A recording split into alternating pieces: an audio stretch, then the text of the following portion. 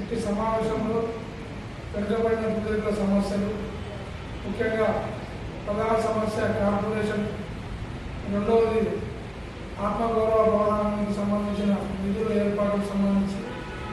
మూడవది హైదరాబాద్ పట్టణంలో ఒక కమ్యూనిటీ హాల్కు స్థలం కేటాయించి ఆ స్థలానికి కూడా మరి వెంటనే ఇక్కడి ప్రభుత్వం నిధులు కేటాయించాలని రాష్ట్ర ప్రభుత్వం పక్షాన మరి మీ పూర్తి